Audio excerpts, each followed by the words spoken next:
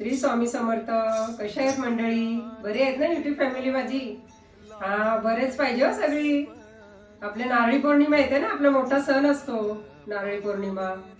मग नारळी पौर्णिमेला गोड करायलाच पाहिजे ना, काहीतरी. रक्षाबंधन पण येते, तर मग तुम्हाला नारळी भाताची रेसिपी दाखवते मी आज तुम्हाला. बघा, हा हे बघा, हे साहित्य आहे. ह्याच्यात लवंग 4 घेतले, 2 दालचिनीचे तुकडे घ्यायचे आणि 4 आपले हिरवे वेलची. ही वेलची पावडर, तूप घ्यायचं थोडं, मनुके, हे काजू आणि बदाम, हे गूळ आणि 1 वाटी हे तांदूळ घेतलेत मी, खोबरा. हे मी अर्धा तास भिजवून ठेवले, ते तुम्हाला मी दाखवते. अर्धा तास भिजवायचे चांगले तांदूळ. हा, आता हे धुतले आणि भिजवलेत मी. आता हे ठेवते बाजूला. हे बघा, तुम्हाला दाखवते डायरेक्ट. आता हा आपल्याला तूप टाकायचं थोडंसं फोडणीसाठी. गरम झाला. आता हे दालचिनीचे 2 तुकडे दालचिनी, वेलची आणि लवंग हे फोडणीला टाकायचे. हे जरा असं हे करायचं, तळले तर पाणी निथळायचं आणि हे याच्यात टाकायचे तांदूळ. आपल्याला भात शिजवून घ्यायचे.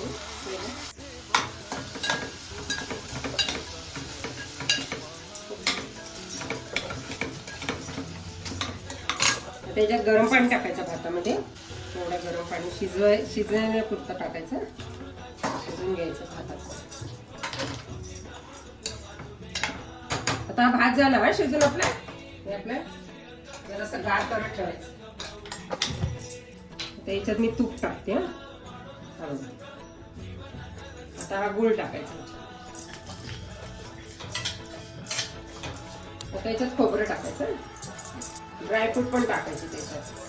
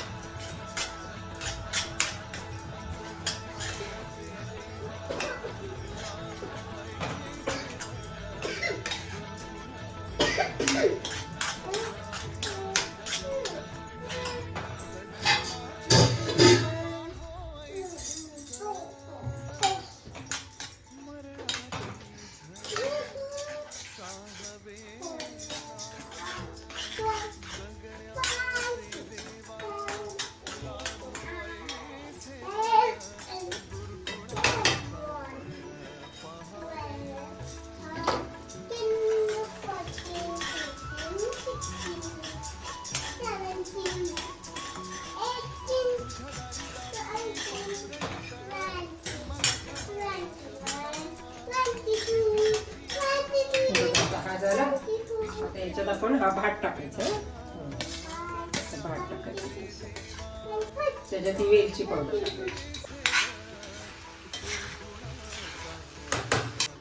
एकदम सोपं आहे नारळी भात, काय नाही. बघा, झाला. कलर टाकायचा तर कलर पण शिजवताना टाका पाहिजे असेल तर. जिलेबीचा कलर टाकायचा आपल्या भातात शिजताना.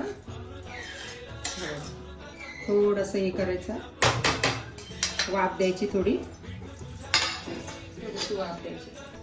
चला, हे झालं आपली नारळी भात. झालं ना? दाखवते.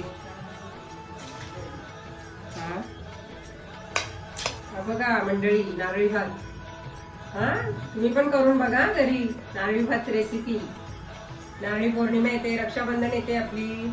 सबस्क्राईब करा, शेअर करा, कमेंट पण करा. बरं वाटतं आम्हाला कमेंट वगैरे केली की.